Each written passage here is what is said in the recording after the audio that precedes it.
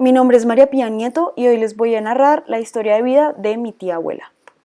Quise mostrar este árbol genealógico porque hay dos personajes de mi familia que fueron muy importantes para la historia colombiana. Uno de ellos es Pantaleón González, quien fue uno de los fundadores de Manizales e impulsores de muchas cosas industriales en Colombia, y el hijo de él, Elías González Henao, quien también participó en muchos proyectos para industrializar a la nación y quien fue elegido como representante a la Cámara.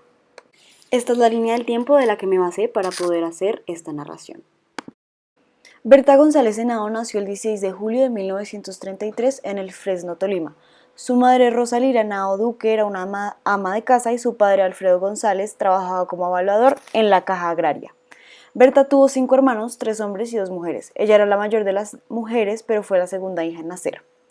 Vivían en una finca llamada Coblenza, en donde ponían la luz solo por las noches. Cuando Berta nació, estaba sucediendo la guerra contra el Perú. Esta guerra se desató el 2 de septiembre de 1932, cuando unas tropas peruanas se apoderaron de Leticia para recuperar el territorio que, según el tratado que tanto Colombia y Perú había firmado en 1922, les pertenecía. Cuando Berta nació, le regalaron un medallón de oro que su familia donó unos meses después al Estado para combatir la guerra contra el Perú. Berta fue la que más años estudió de sus hermanas. Durante sus primeros años de infancia hizo su kinder en el colegio privado del Fresno. En este aprendió a escribir, a sumar y demás cosas. Un tiempo después empezó a estudiar en el colegio de la Presentación, en donde estudió hasta cuarto de primaria. Cuando cumplió 10, sus padrinos la mandaron a estudiar interna a Bogotá en el Colegio de las Monjas. La enseñanza, en donde nunca vieron a ningún hombre y donde pasó unos años que recuerda con mucha felicidad. A los 14 la tuvieron que sacar del colegio y volvió al Fresno, pero su padre no la dejó estudiar más, diciéndole que ella misma podía coger un libro y aprender. Con mucha tristeza, Berta dejó sus estudios, pero gracias a su amor por la lectura logró aprender sola.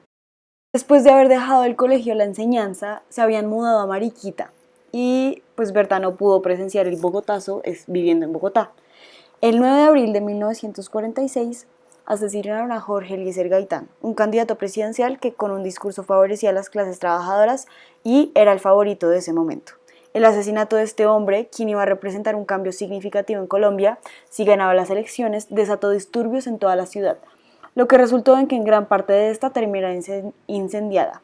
Después del 9 de abril y después de que los conservadores recuperaran el poder político, la sociedad colombiana cambió y comenzó una etapa que hoy en día se denomina como la violencia, dados los hechos y sucesos tan violentos que ocurrieron después a través de todo el país. El 9 de abril de 1946 asesinaron a Jorge Eliezer Gaitán, un candidato presidencial con un discurso que favorecía a las clases trabajadoras y el favorito de ese momento.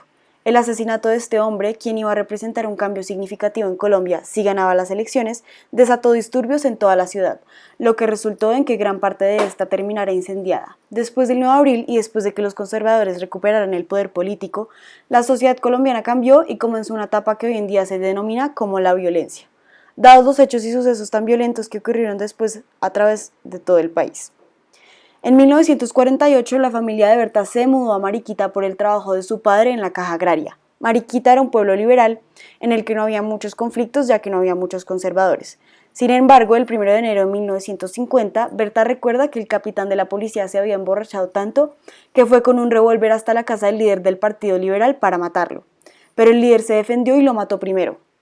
El día después del suceso, todo el mundo se quedó en sus casas, y Berta recuerda los sonidos de cómo mataban a las personas en las calles, y cómo enfrente de su casa mataron a 2 hombres que pensaban que eran liberales, pero que en realidad eran conservadores. Además, otra cosa que recuerda con claridad es a la policía chulavita. Había que tener mucho cuidado con este grupo, ya que mataban a cualquier liberal que se les cruzara, y por eso ella casi nunca la dejaban salir sola a la calle. La policía de Chulavita era un grupo conformado por campesinos boyacenses conservadores que existió los primeros años después de la muerte de Gaitán. Esta policía tenía el objetivo de restablecer el orden en Bogotá y neutralizar guerrillas liberales, pero lo lograron, si es que se puede decir de esta forma, a partir de masacres. En 1950, Berta conoció a su esposo en un paseo a Honda. Él era muy conservador y rico, mientras que ella era liberal y a pesar de que venía de muy buena familia, no era rica. Duraron un año siendo novios y un tiempo después, cuando ella ya había cumplido los 18 años, se casaron. Apenas ocurrió la boda, se fueron a vivir a Santa Marta por el trabajo de él y para llegar a su destino emprendieron un viaje de 3 días por el río Magdalena en un barco llamado Jesuita. El primer año de su matrimonio, Berta no quedó embarazada a pesar de no estar usando ningún método anticonceptivo, ya que en esa época ella era muy religiosa y esto era considerado pecado. Unos años después, cuando ya había tenido muchos hijos, decidió tomar la píldora anticonceptiva y esto le dio severos efectos secundarios.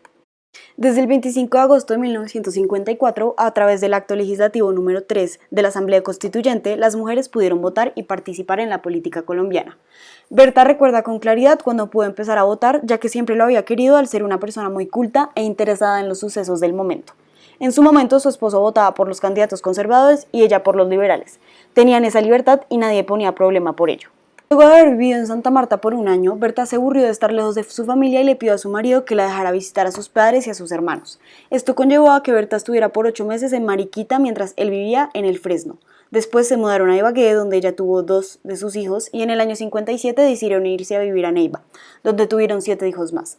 En Neiva construyeron su vida familiar y social, hasta que el esposo de Berta murió en el año 94. Las FARC fueron un grupo armado insurgente que se configuró en 1964. Su objetivo era solucionar y ayudar en las luchas agrarias que ocurrieron en los años 30 y 40, pero se desviaron de este, comenzaron a financiarse por el narcotráfico y a contribuir aún más a la violencia que había en Colombia.